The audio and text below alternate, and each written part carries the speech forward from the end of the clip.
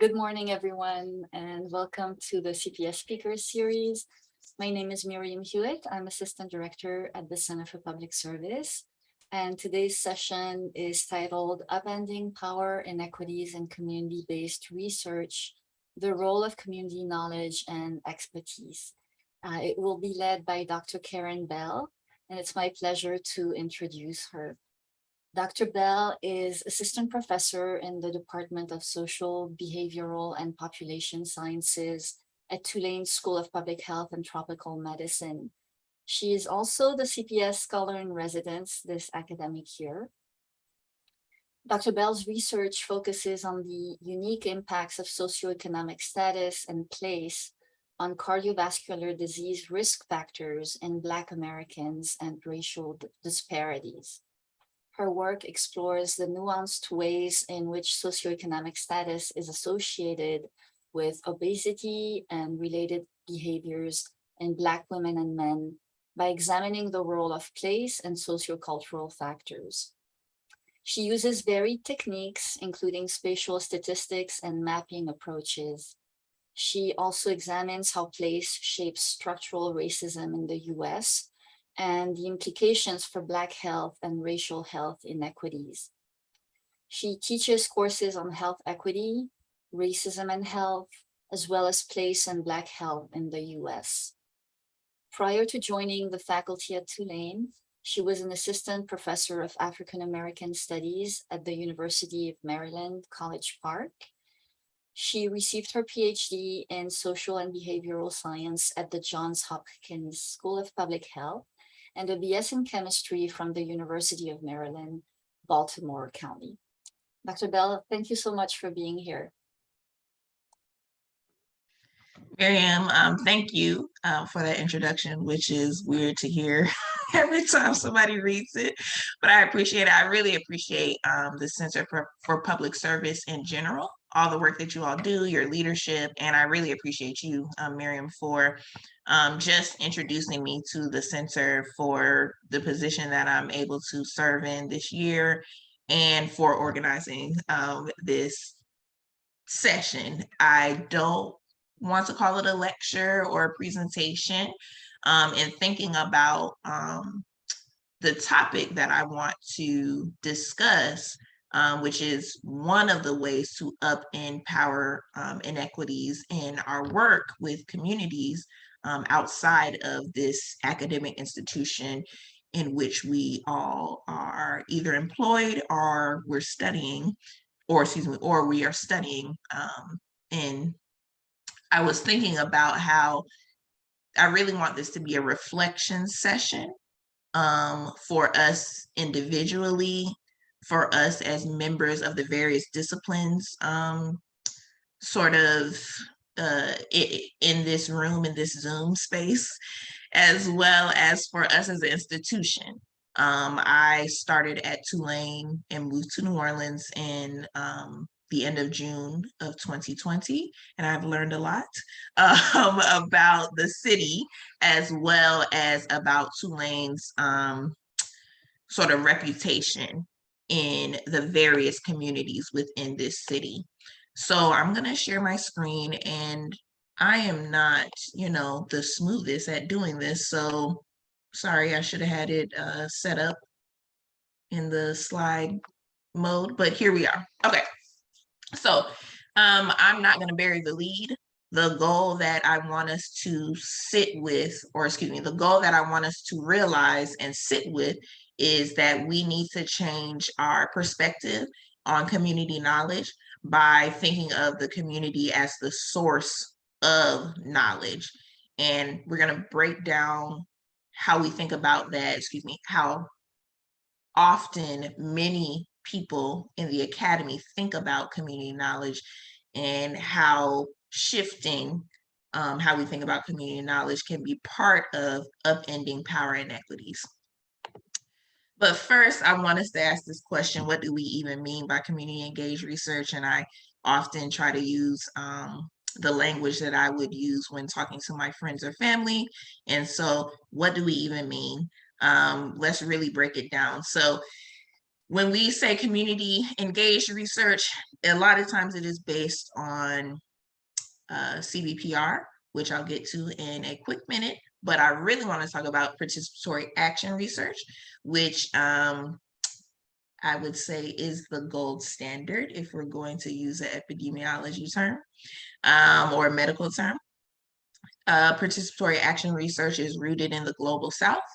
It has several elements or several principles that are followed, but one is addressing the issue of power dynamics between institutions and community members, between individuals, as well as sometimes between organizations within the community, as in organizations outside of academia.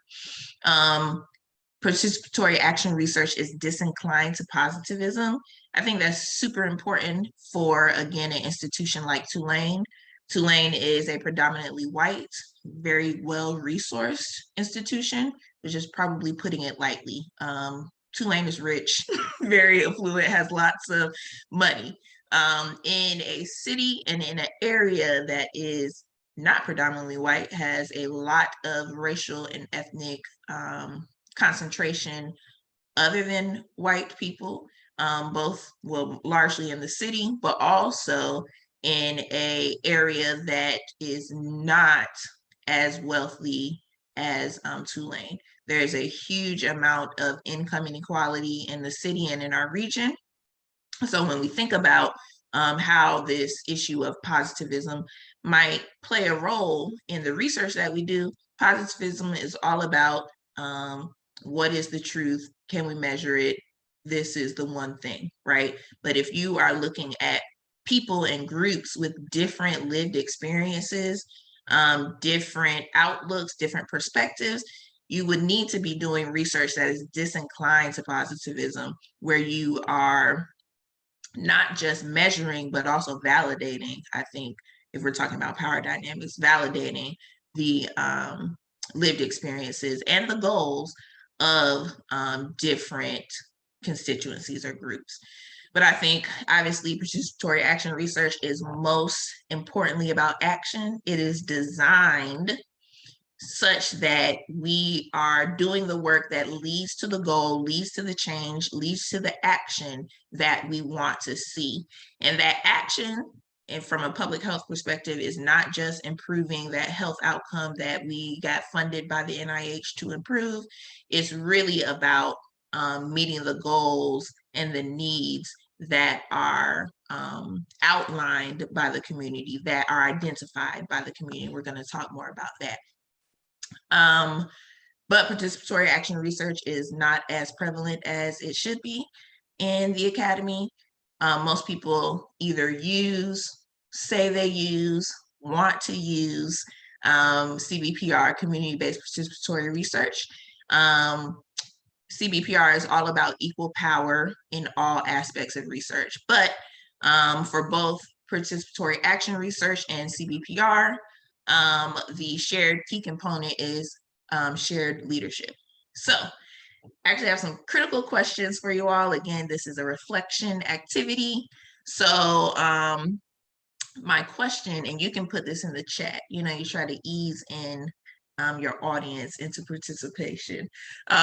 You can put your answers to these questions in the chat. Why is the academy even involved in research?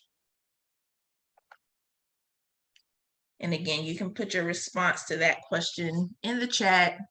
Why is the academy even involved in research? Do you mean all research or community engaged research? Great question. Actually, that's more of a philosophical question than you might have known. I would say community engaged research, just for the purposes of this discussion. Thanks, Caryn. Why is the academy even involved in community engaged research?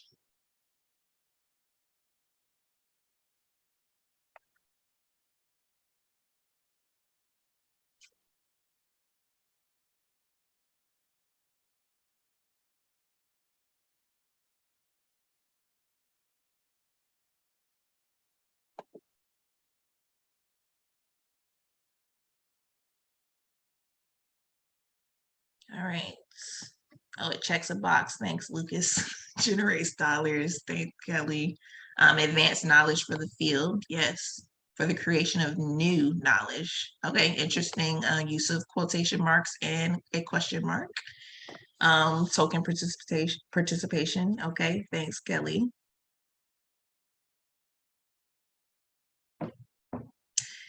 I think that one of the main things is that we in the academy think that we're the only researchers, but there are people and entities outside of Tulane, for example, and I'm not just talking other academic institutions who do research either as individuals, as organizations, to advance their purposes.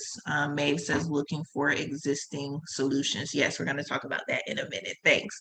All right. My next question for you that you can put in the chat is what do you think of when you think of the term community engaged research? You can either talk about definitions, talk about ideas, or even feelings, which I actually think is quite important for us to think about when we are doing this research. So the next question that you can respond to in the chat is, what do you think of when you think of the term community engaged research?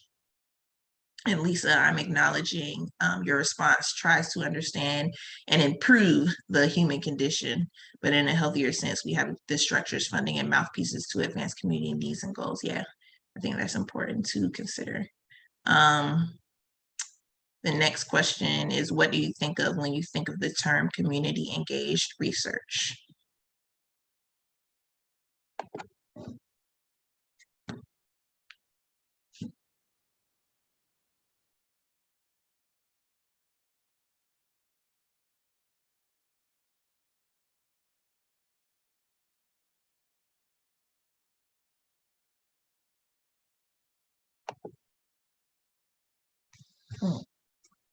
Thank you, Lucas. Co-investigating and co-creating knowledge.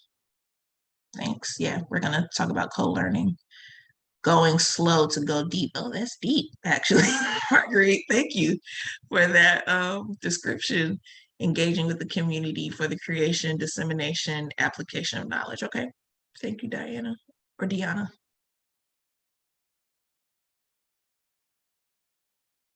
Community involvement in every step of the process. Yeah, that's definitely aligning with what we think of when we are doing CBPR, community-based participatory research.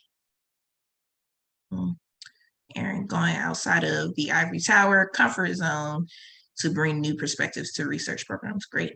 Thank you. Thank you. You know, usually when I'm teaching a class, I can see the people or see the students' faces. Are they looking up? Are they, you know, thinking? I don't know if you are still thinking. So I'm going to reflect on that and just say that one of the things that we sort of suffer from is that we can't make community engaged research into what we want it to be, right? But it's also a benefit because as long as we have particular principles undergirding us, then that's okay. So I'm going to talk about what I think of when I think of community engaged research in a minute. But I do want to just quickly sort of go over, or at least have on the screen, the 9 key principles of CBPR, at least as described by Barbara Israel and other prominent scholars have focused on these 9 key principles. As others have described on the previous slide, that is really all about having equal or shared partnership in every facet of the research. The other thing that people focus on is building on the strengths and resources within the community. So not having a deficit mindset, but having an asset mindset. But the one that I want to use to launch our conversation is to actually talk about co-learning. And somebody mentioned that in the previous slide when they were talking about what community engaged research means to them. The fourth key CBPR principle is to promote co-learning and capacity building among all partners. Okay, so when we think about what does co-learning look like, is it actually equitable? This is a quote that, or excuse me, this is not a quote. The quote is on the next slide. But co-learning can happen at many stages of the research process, but it often occurs through didactic presentations or focus groups, often during the planning phases. It's linked to capacity building, and we can talk about why that is in a minute. But it seeks to establish equality. So if we're all learning from each other, then we are all equal. And we seek to do that in several ways in our research, but we should be thinking about the different types of co-learning or the power dynamics even within co-learning. So here's the quote, sorry about that. This quote is from a paper by Mosavell, Goff, and Farrell. But I think it highlights one of the key issues with co-learning. And I'll just read it out loud, and I've highlighted and read the issues of the power dynamics. So co-learning is a critical principle within CBPR. For example, academic and community researchers offer their own unique perspectives and strengths that they share with each other. Academic researchers possess expertise in the research process or methods, whereas community researchers provide their knowledge and understanding of the community. This insider understanding of a community is as important for effective community engaged research as is using appropriate research methods. So I pulled this quote specifically because I think it highlights most people or many people's understanding of what co-learning is good for. A lot of times it functions in such a way that academic researchers have placed themselves as the experts in the research process. And sometimes this is the case, right? A lot of times it is the case. We know how to get the grants. We know how to write the manuscript for a peer-reviewed publication. We know how to, I just went to the Maine Public Health Conference, APHA, earlier this week. We know how to stand up in front of our peers, fellow academics, and, you know, talk our stuff to present what we have done. And so we put ourselves in this place of possessing that expertise because we have a master's degree or because we have a PhD. And then we put the community in the place of having to provide the insider knowledge about the community. That is, we as academics don't know some stuff about the community that we're working with, or communities or organizations or groups that we're working with. And without that knowledge, we understand inherently, we either understand inherently or we understand because of past experience that without that insider knowledge, our intervention, our project, our program is not going to be as effective. So again, to note that researchers aren't necessarily just academics. There can be people outside of the academy, outside of Tulane University, who might even be more knowledgeable about effective or proper research methods. Just want to note that. And again, that insider knowledge is really referring to knowledge or information, knowledge of information, norms, or other factors that facilitate research success. But if all we learn from the community is this insider knowledge, who's really benefiting? Is the community benefiting? Sometimes the answer is no. Because of that lack of mutual benefit from co-learning that can often happen, we can actually look at co-learning as extractive.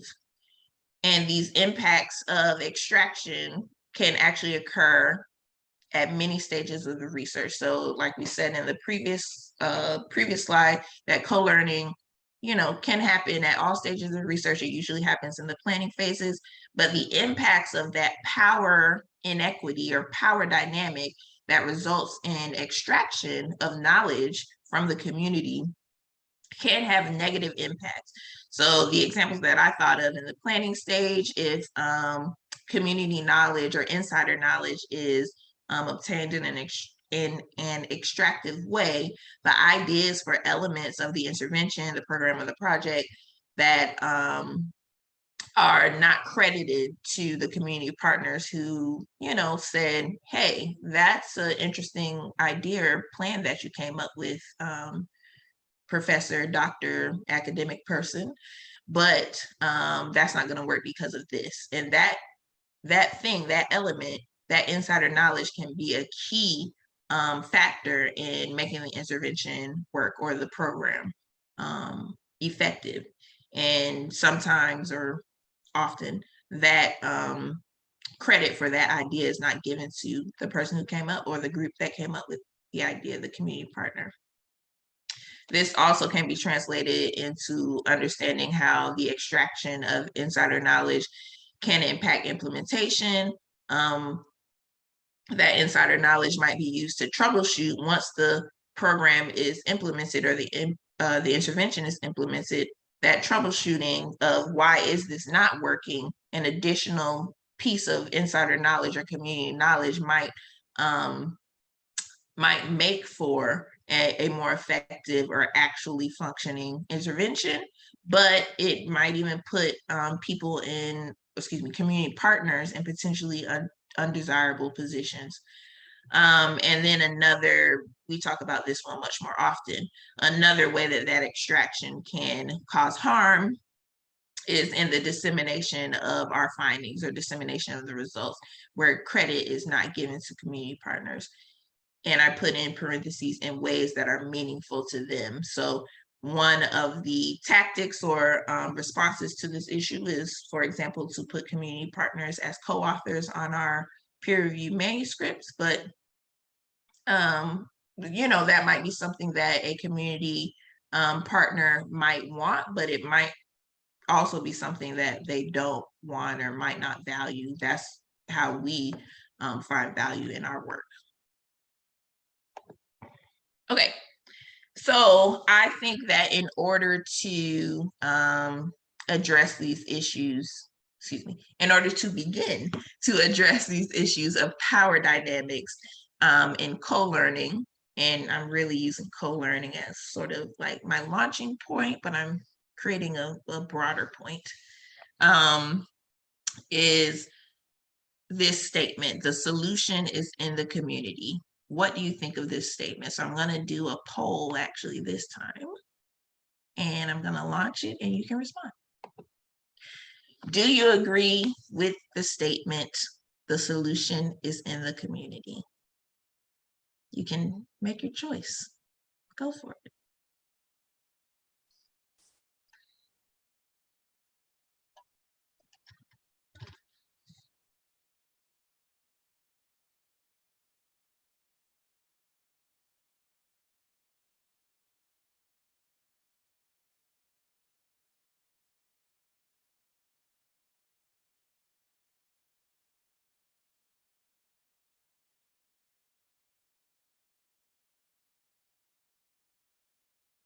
All right, so most people are saying they totally agree. Yes, exclamation point. Some people are saying, I don't know, or I don't understand what you mean. And some people are saying, I don't know about that, I'm skeptical. Okay, I'll end the poll and then maybe ask for an explanation of your response. Anybody want to share why they answered the way they answered? Because I think actually there's a lot behind either one of these response options. So please feel free to unmute yourself, raise your hand. Go ahead, Marguerite. Hi, everyone. I was one of the folks who marked myself as skeptical.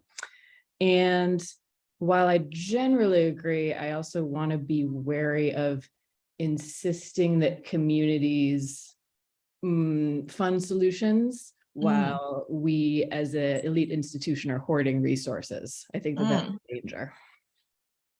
Interesting. Okay, thank you. Thank you, Marguerite. I'm gonna come back to that. That's an important point. Go ahead, Lauren. I was going to say I did the enthusiastically. I do think that the solution is in the community because as an outsider, I don't know, like the people who live in that community know what they need. They just don't have the resources. So I think on the opposite end of Marguerite's saying, I think we're saying the same thing, but a little bit differently, that maybe they don't have all the resources they need to solve the issue at hand, but then there's institutions such as Tulane or other organizations who could provide that funding or provide those resources without being the one to lead the charge to create that change, because that's when we have that top-down control over the community, and like then more problems come from that rather than the community leading the charge with the support of these multi-million-dollar organizations. Yeah, thank you, Lauren. Yeah, I think you all are actually, I agree, saying something similar. Anybody else? Here we have Lazara. I believe that the community has the solution, but do not know how to operationalize the solution or feel they have the power to make the change. Okay, all right. Any other explanations of your response? I was someone who said enthusiastically yes as well.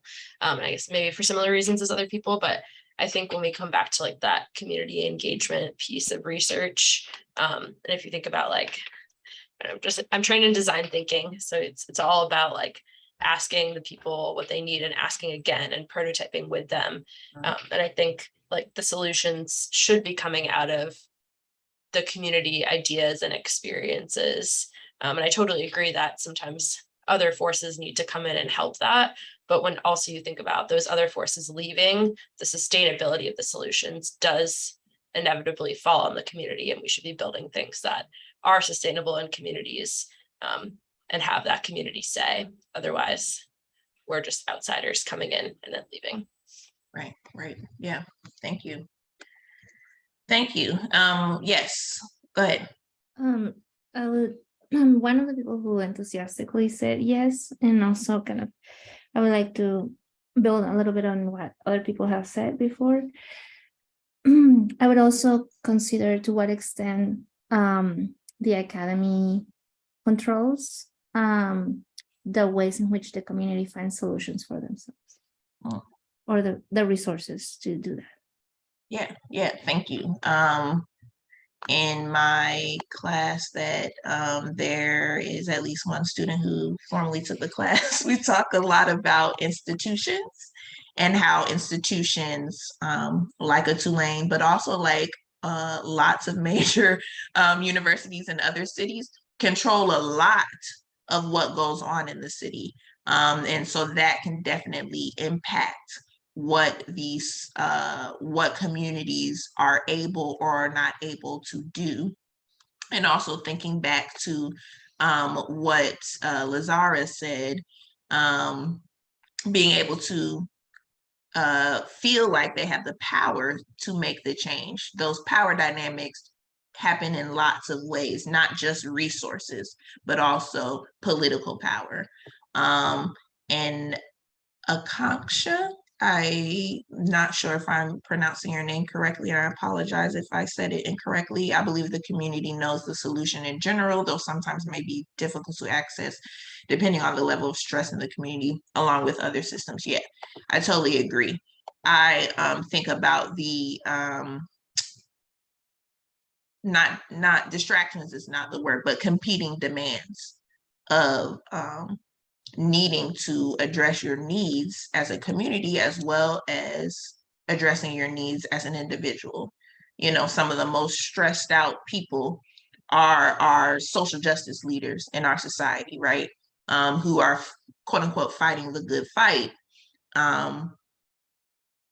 even if they are supported, it takes a lot of energy. It takes a lot of time, and it takes a lot of mental capacity is not the right word. A lot of strength, mental strength sometimes to continue to do that work. It says I can share the poll results, so I'm doing that now. Okay, you all, I should have done this before. Okay, the other thing to consider here is the role of racism and classism. Everyone says they're anti-racist, but are they? We could go down a whole different highway of talking about what it means to be anti-racist, anti-racism, and thinking about what do we mean by racism. We're not necessarily talking about discriminatory practices based on race. We're talking about those racial inequities and resources and empower. And what does it mean to be an anti-racist? We can applaud our institution for doing a lot of work around anti-racism. And in practice, is it actually anti-racist? And then because of that, we have to honestly interrogate the racism perpetuated by our systems and act accordingly. And then I also want to mention classism. It's not just race and class come together. I always, again, tell students that, you know, you might be Black, for example, working in a Black community, but just sometimes by the mere fact of you being a student here at Tulane, there's the issue of classism that can sometimes be used for the benefit of the project, and then sometimes it can definitely be a negative.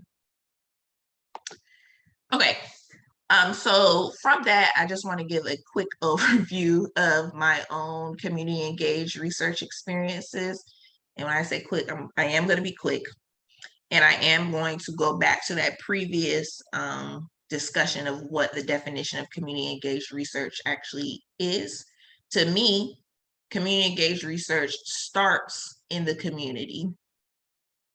And so all of my truly community engaged research work is not just rooted in the community, but generated from the community. So I was involved with a program called Village Heartbeat in Charlotte, North Carolina. It was created not by, I was working at UNC Charlotte at the time. It was created not by UNC Charlotte. It was created in collaboration with a Black woman public health practitioner and Charlotte churches, Black Charlotte churches, and they actually added in Latino churches as well. And I describe this program as the biggest loser, but for churches. There's lots of issues with the TV show, The Biggest Loser. I don't think it's on TV anymore. It was quite unethical sometimes, but that's what it was about. It was a team-based project where each church had a team of 10. They had physical activity, exercise programs. They had diabetes education programs. They had programs for cooking. They also connected the members or each team, as well as members of the church more broadly, to healthcare providers as well. They literally from let's say December to May, because they had a gala or gala in May, which was very cool, and I got to attend, and it was very nice. From December to May, they would have weekly weight check-ins, weekly blood pressure measurements, weekly, maybe not weekly A1C, but A1C measurement. But the program was the program was conceptualized, designed, and implemented by members of the community. So my role as an academic was to be the evaluator, and really to be the academic community liaison. because, and this was, I grew up in North Carolina, so I sort of have that Black North Carolinian background and was able to speak the same language, understand the same issues as the people who organized and who were running this program. In New Orleans, I work with a program called I Deserve It.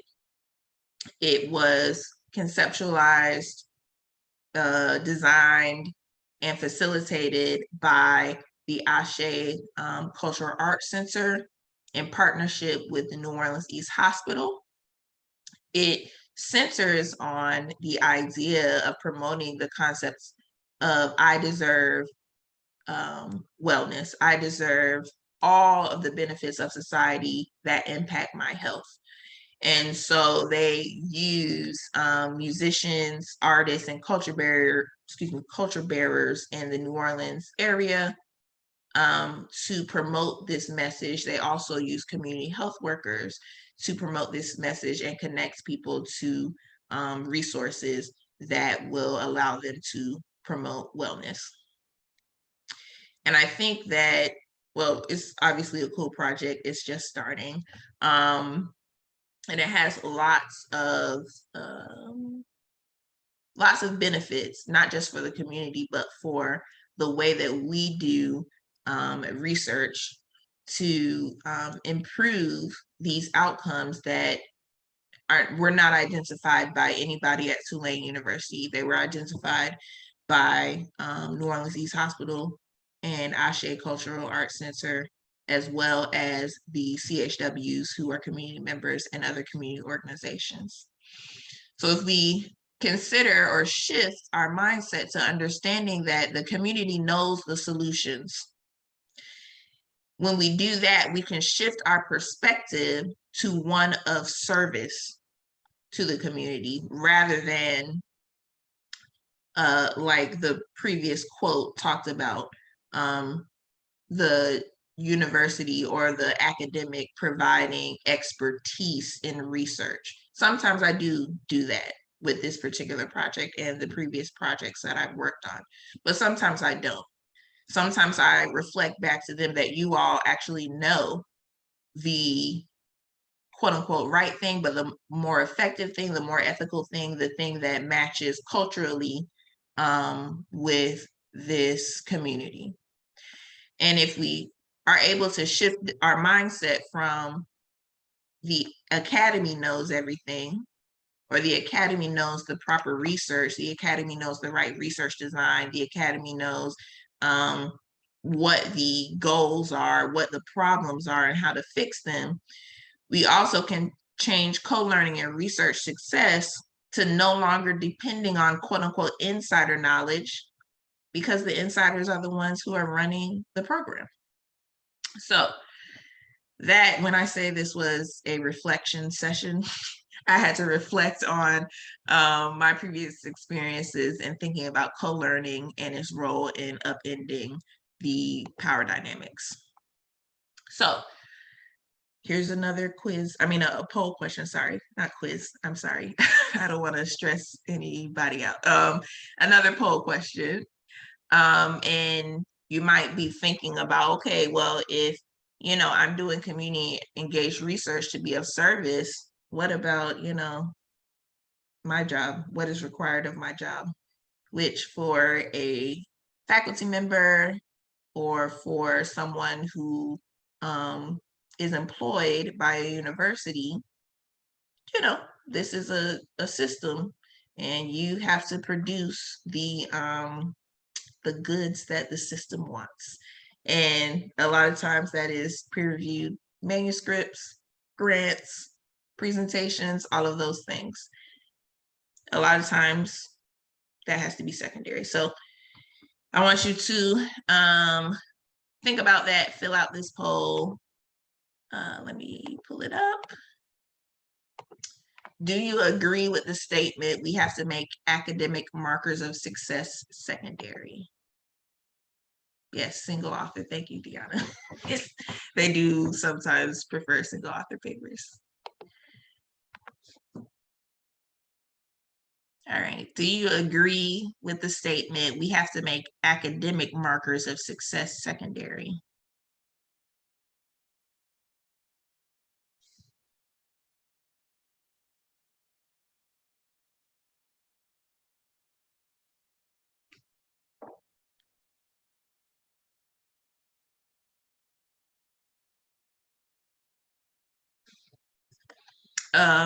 Also, I'm noticing that some of the response options you might not be able to read.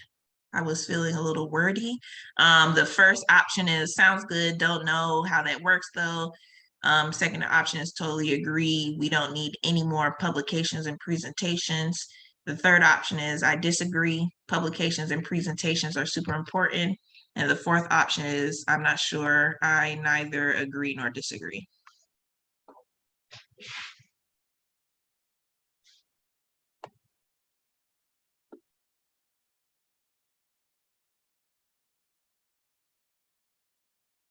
All right, I don't see any additional, oh, one more.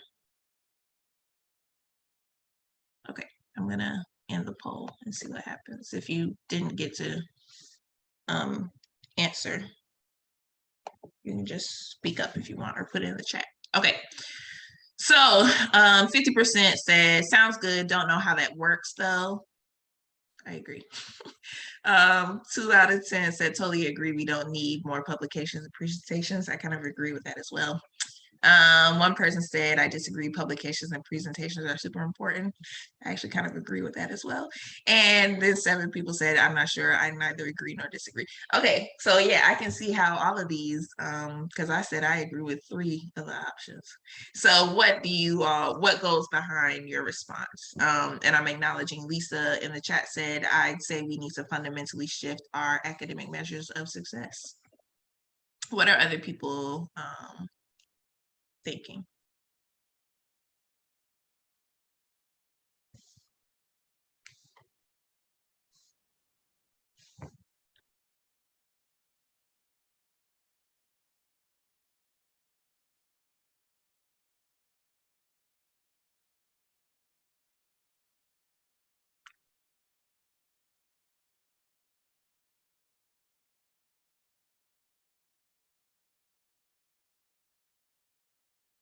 No one wants to share?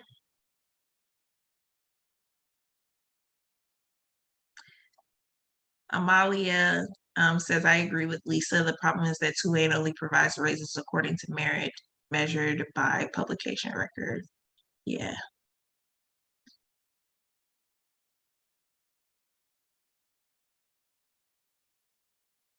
I agree with shifting academic measures of success, but not sure that this means that publications are not important at all. Yeah.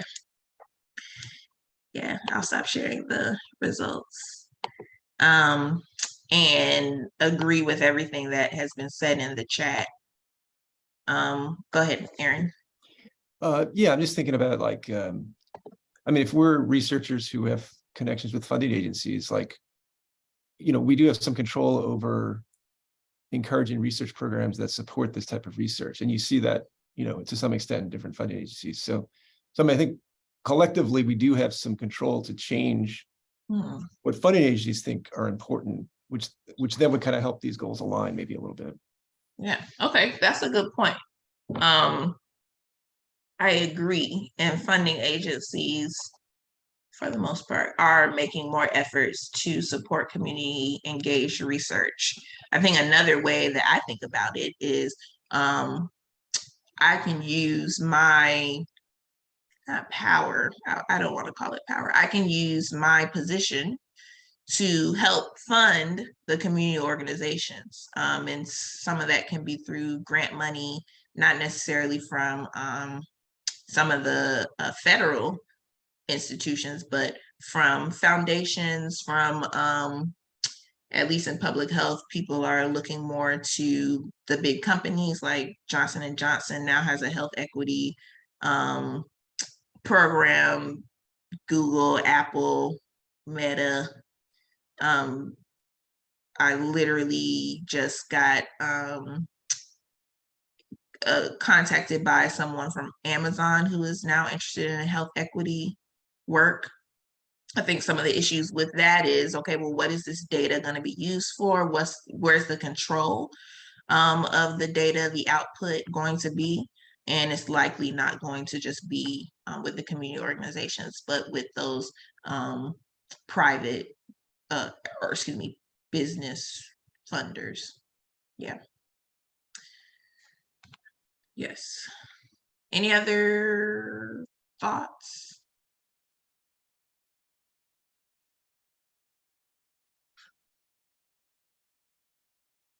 Nope. Okay, that's fine. My thoughts are as follows. I think we have to redefine our community engaged research goals. So I'm sure if you're on this Zoom, this is something that you either currently do or are interested in doing or have thoughts about, or you don't even think about community engaged research, maybe just community engaged work, which I would argue is maybe more important than research at times. But I think for our institution, and again, some of you all may already be doing this, but shifting from CBPR toward participatory action research. And this is easier to do when the work is conceptualized and designed outside of the institution within the communities, because most community organizations do not just want to do research just for fun. They have an end goal in mind. Another key difference between CBPR and PAR, participatory action research, is that the goal is not just an improvement, but the goal is liberation from the racist, classist, sexist, homophobic, xenophobic, whichever systems we're talking about, systems and forces. The goal is liberation. So because of this, because the goal is liberation, this sort of is very different from these academic standards of success, right? So because of that, academics have to fall in line behind community leadership. And just because academics fall in line behind community leadership doesn't necessarily mean that there's not some sharing of power. And then I would argue that co-learning should be in service to these goals. And then, at least for me, I'm really talking about myself in this third bullet point, that publications and presentations and grants are actually secondary. The main goal is to be in service of the goal of the community. So that's actually all I have. And I open it up for questions, comments, discussion, whatever you all are feeling.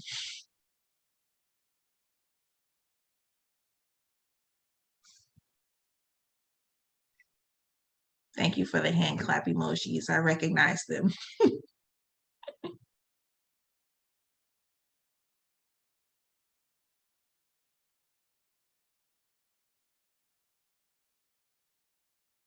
Any questions, statements, any ways that you're hoping to change, or this confirmed your thinking? I saw a couple of hands popping up. If you want to unmute yourselves and go ahead.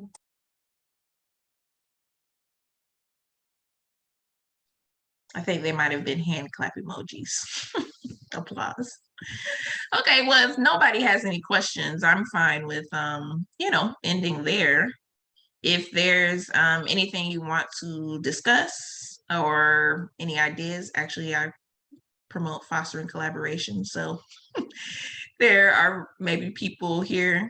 Lisa says, I think it would be nice to have a resource where community members could submit research questions they have to academia. I think that would be great. I agree. That's a really good idea. Thank you. So yeah, I think that's it for me. Miriam, anything from you? Well, first of all, thank you so much for this very informative and powerful presentation. And thanks to all of you for attending. Let me quickly, before I let you go, pop in a link to the survey, which is just helps us design or provide future offerings for this series. So if you have just a minute to submit this feedback survey, I would really appreciate it. And thank you all and have a good rest of the day. Thanks again, Caryn.